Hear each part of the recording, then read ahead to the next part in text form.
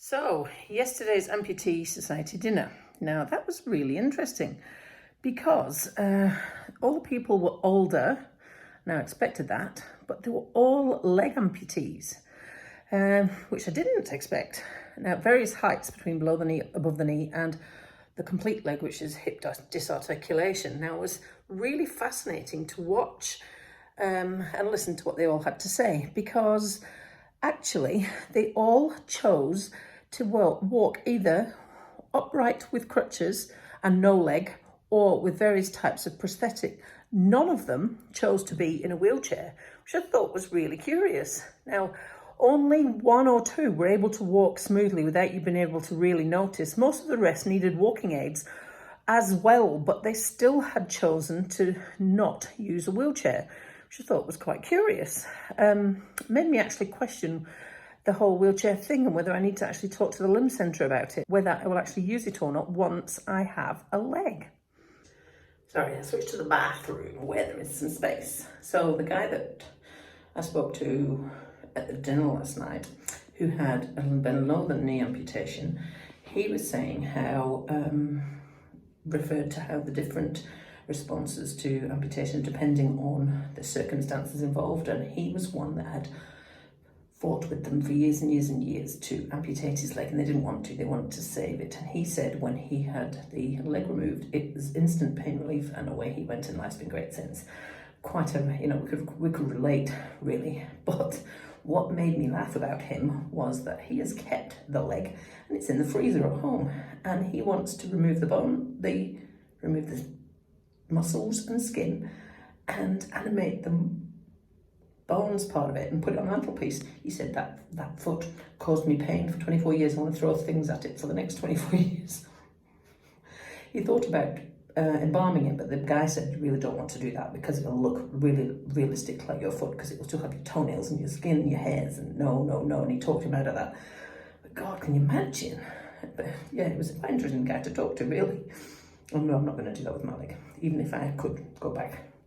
Just about to set off to Dunedin for the limb centre appointment tomorrow morning. Now, I'm getting sick to death of waiting to try and swim, so here is what I did this morning instead.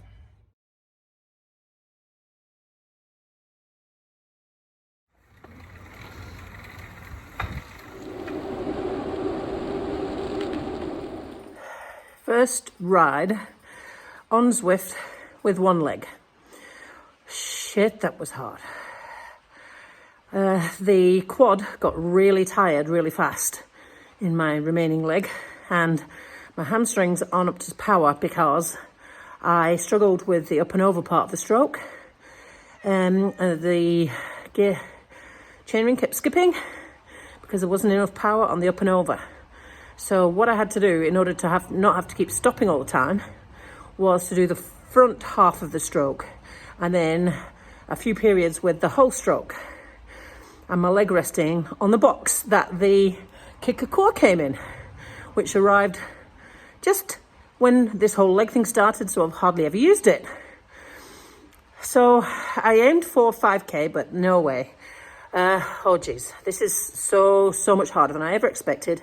So I did 2.5k, and it's probably the pace that Mark runs at.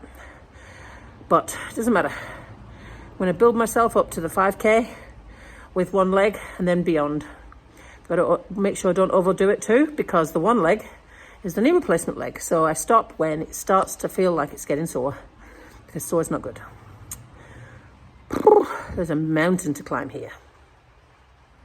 No, the other thing I've discovered when you've only got one leg, it's bloody hard to get on a bike.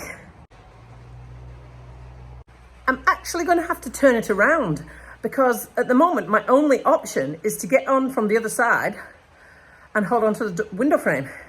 And getting off, you swing your leg over. How do you jump off? So I'm glad my bike's on a trainer, because I then had to hold on to the handlebars and the seat and hop down off my cleat with my one remaining leg. So there's no way that I'd be able to ride a bike on the road. And that guy that rides around with one leg in town, I have no chuffing idea how he does it. It is so hard. And then we had an impromptu district nurse visit. The dressing they put on Thursday has been rubbish, and it did not stick on at all. I've had to patch it up. When I had a shower this morning, it was dripping wet, and I thought, I can't leave a wet dressing on, and didn't know what they wanted me to replace it with, so I called her and she came out. Now, I've had a close look at the wound, and where she's pulled off the scab and there was a stitch underneath, there is one section of it that, yeah, it wouldn't be appropriate to swim, and I'm feeling it might be a few weeks yet before I can. The rest of it looks good, but there's just one little section that isn't really. So I'm going to have to focus my attention, switch over to my one-legged cycling and see how good I can get that in the next few weeks, because I do need something that makes me sweat. And it's not going to be swimming for a while yet, I don't think. But yeah, I'm just being realistic and moving the goalposts a little when you have to. So I'll report in later and let you know if there's anything else we got up to today.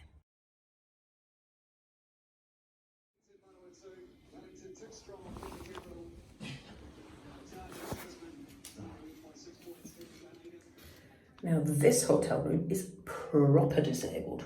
It's got a sliding door that actually has disabled on it into the bathroom, and that's what it should be like.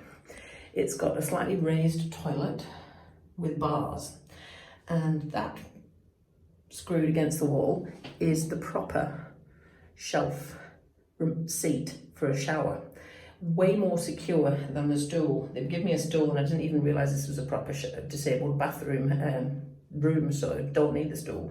But yes, the fold down one that's screwed to the wall is a lot more stable than these ones that move, and that's the problem I have at home as well. And out in the main room, the shelf in the kitchen is lower, and there's a space for you to sit at it while you're making coffee. My knees will go under the counter.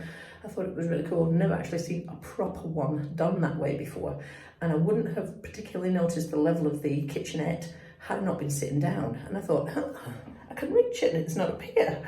So it really does make a big difference to a disabled person when you do it correctly.